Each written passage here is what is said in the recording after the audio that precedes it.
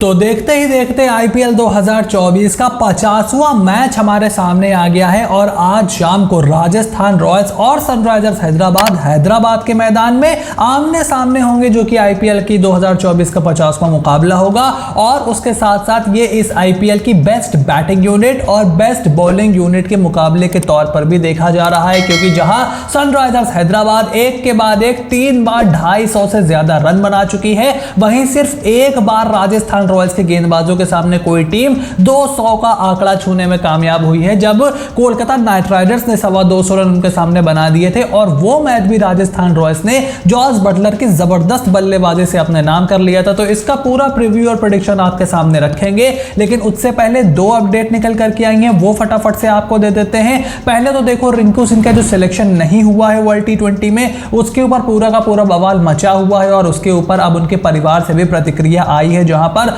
News 24 से बातचीत करते हुए उनके पिता ने कहा है कि उनको पूरा भरोसा था कि रिंकू का सिलेक्शन होने वाला है। वो पटाखे फोड़ने की तैयारी भी उन्होंने कर ली थी, सब जगह खुशियों का माहौल था। लेकिन उसके बाद रिंकू सिंह का फोन आया, उन्होंने अपनी माता को बताया कि उनका सिलेक्शन वर्ल्ड T20 की स्क्वाड में नहीं हुआ है। जाहिर सी बात है, सभी लोगों को उससे काफी ज्यादा धक्का पहुंचा और उन्होंने ये भी कहा कि रिंकू सिंह का दिल भी उससे टूट गया है। I mean that is truly a ridiculous selection. जिस हिसाब से आपको, जिस टीम को 7-8 सालों से एक फिनिशर की तलाश हो और वो एक फिनिशर को ना लेकर के जाए, तो आप सोच सकते हो कि इस समय क्या आपकी T20 क्रिकेट का लेवल चल रहा है। और मैंने हमेशा इस चैनल पर बोला है, मैं आज भी बोलूंगा, as a young person myself, कोई भी अगर किसी से ये बोलता है कि यार तुम इंटरनेशनल क्रिकेट से ऊपर आईपीएल को कैसे तरजीह दे सकते हो, एक्सेट्रा एक्सेट्रा, भाई जैसे आप दे रहे हो, आप बड़े बड़े प्लेयर्स को लेकर के जा रहे हो to increase your market price, to increase the viewership, उसी तरीके से प्लेयर्स को एक मौका मिलता है। खिलाड़ियों का 5-10 साल, बहुत ज्यादा 12 साल का करियर होता है।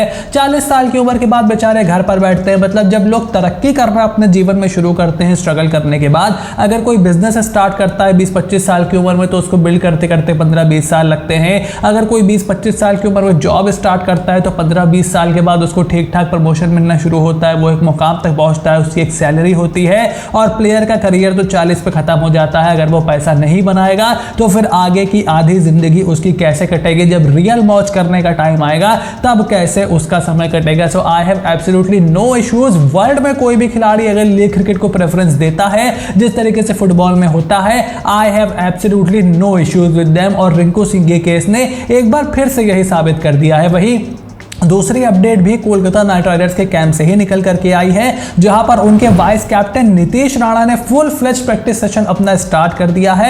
और बताया जा रहा है कि प्लेऑफ आते आते वो हमें कोलकाता नाइट राइडर्स की प्लेइंग 11 में दिखाई दे सकते हैं। अभी तक इसकी कोई कंफर्मेशन नहीं है कि नीतीश राणा किस लेवल तक फिट है, लेकिन हाँ, उनके प्रैक्टिस सेशन की इंटेंसिटी जरूर बढ़ रही है। और क्योंकि KKR ने इसके ऊपर खुलकर कभी बहुत ज्यादा बात नहीं की है, तो वो आपको अगले मैच में भी दिखाई दे सकते हैं, उसके अगले मैच में भी दिखाई दे सकते हैं, या हो सकता है सीधे प्लेऑफ में आए। हालांकि उस टाइम पर कॉम्बिनेशन को छेड़ना कितना सही डिसीजन होगा, और वो आएंगे तो किसकी जगह आएंगे, क्योंकि चाहे वेंकटेश हो, अंक्रिश हो या फिर रमनदीप, देखो रमनदीप को तो मैं नहीं छूने वाला, तो वेंकटेश और अंक्रिश में से ही किसी एक को आपने बाहर करना होगा। मैं अगर होऊंगा तो मैं उनको वेंकटेश अय्यर की जगह लेकर के आऊंगा, like for like middle order replacement मिलेगी, क्योंकि अंक्रिश रघुवंशी काफी ज्यादा इंप्रेसिव है और उसके साथ साथ वो पेस बॉलिंग की भी अच्छी हिटें लगा सकते हैं अगर ऊपर एक विकेट जल्दी गिर जाता है फिल सॉल्ट का। बट देखना होगा उसको KKR क्या डिसीजन लेती है। लेकिन फिलहाल अच्छी खबर यह है कि नीतीश राणा अपनी फिटनेस की तरफ बढ़ रहे हैं। और अब अगर जल्दी से आज के मैच का प्रीव्यू किया जाए, तो सबसे पहले प्लेइंग 11 देख लेते हैं।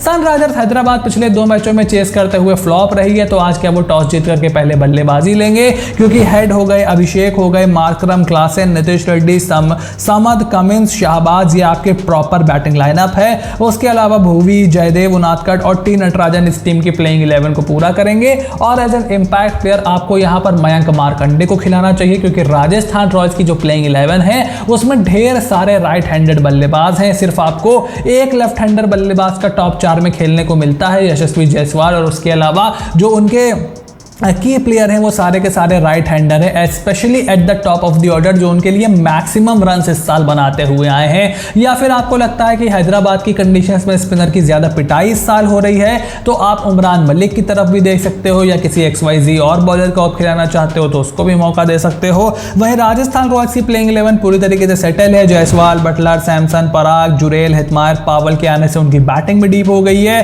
देन अश्विन, ट्रेंट बोल्ट, आवेश खान, संदीप शर्मा, उसके बाद युजवेंद्र चहल को आप एज एन इंपैक्ट प्लेयर इस्तेमाल कर सकते हो।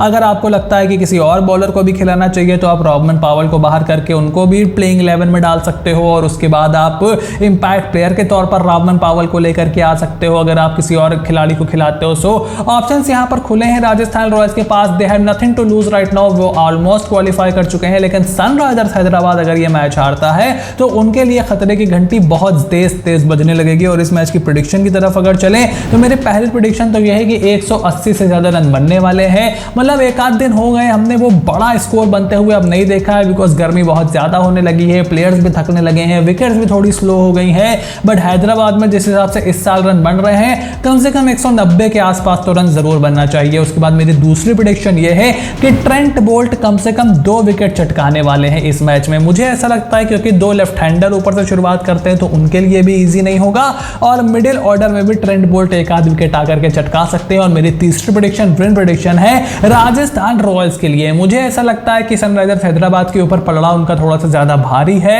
थोड़ी सी ज्यादा बैलेंस्ड यूनिट दिखाई दे रही है, मोर कॉन्फिडेंट यूनिट दिखाई दे रही है। तो पैट कमिंस की सेना के आगे बहुत ही बड़ी चुनौती होगी संजू सैमसन और उनके बॉयज को रोकना। तो आपका क्या ओपिनियन है कमेंट बॉक्स में लिख करके जरूर बताओ। चैनल को सब्सक्राइब करो और नोटिफिकेशन की जो घंटी है वो जरूर बजा करके रखना, ताकि इस तरीके की कोई भी वीडियो आपसे बिल्कुल भी मिस ना हो। So stay tuned and I will see you soon in the next video.